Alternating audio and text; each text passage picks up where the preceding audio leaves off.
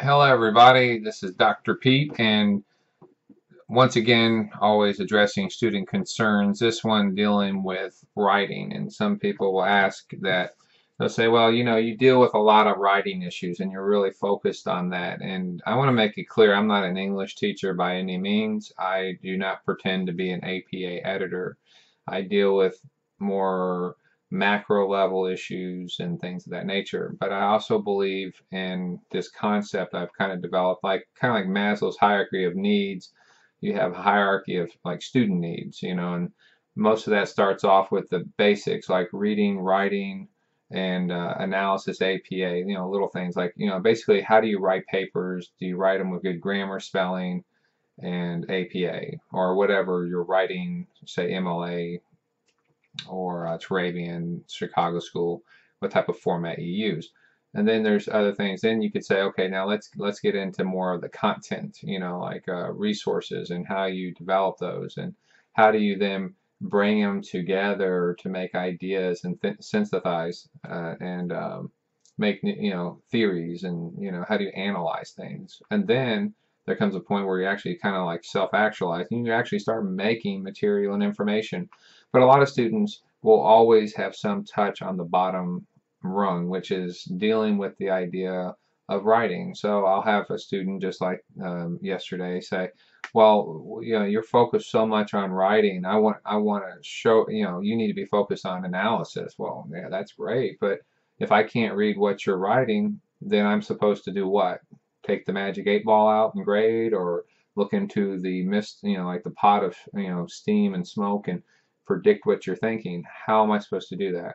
So all I can do as a professor, and I know many others, is to sit there and look at things from what's in front of us. What do we see? What do we read? And if it's hard to read things because of spelling mistakes and writing mistakes, and you're not citing sources, and you're not using sources, or you're using Wikipedia, then what else am I supposed to grade? Do I just think, well, you're such a great person, here's your gold star, and you deserve a good grade? And that's just not how it works.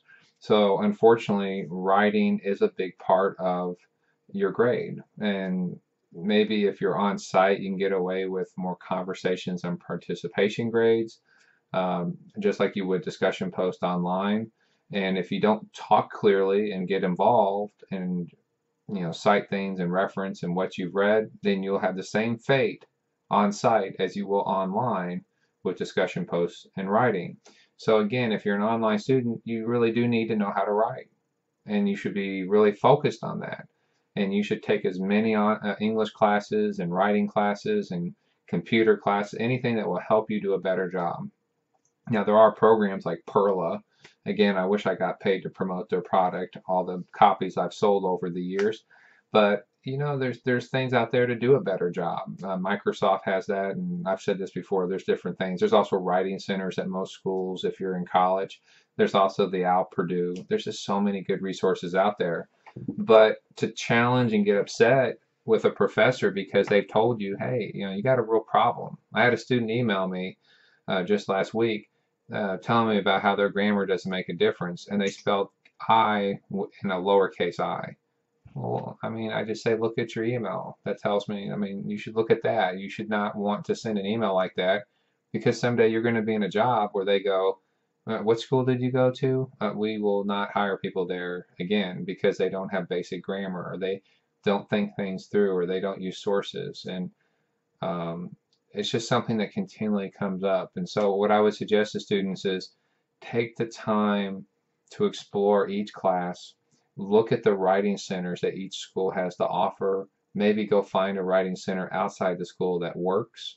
Writing programs are always good things. Example papers are nice. Most professors will have them. And then also contact your professor. Are you right that some professors have quirks and they all have their whatevers? That's fine, but don't tell them that. Just say, what do you like?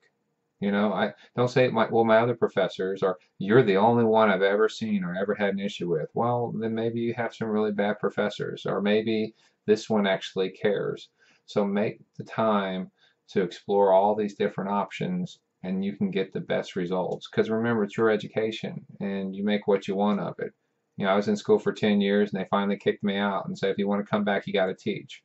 That didn't really happen. I just like to tell the story. But the point being is that you make the most of your education. You only get so many shots at it, and then once you're done, are you really going to go explore and learn how to write better and read better and analyze and research? Of course not. Most people never do that. So get the most out of it as you can, so you get those good habits up front. And then again, day one is college, last day.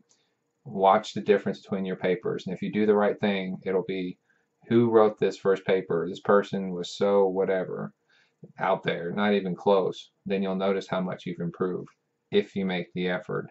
Your education isn't a check mark. It's not a checklist. Take each moment, each step seriously. If you need any more help, drop me a line. And again, I appreciate the topic. And I got a few political ones I got to do. I don't mind talking politics, but I take it from a very neutral standpoint. So I'll get those as soon as I can. I appreciate it and look forward to the holiday break. Thanks.